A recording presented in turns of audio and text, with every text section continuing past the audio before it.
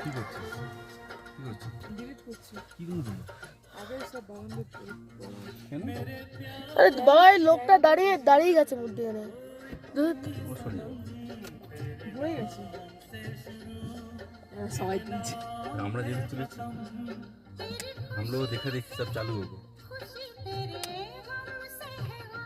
JCB তো এই লোকটা কেন সরছে না? আমি ভিডিও বানাতেই পারছি না।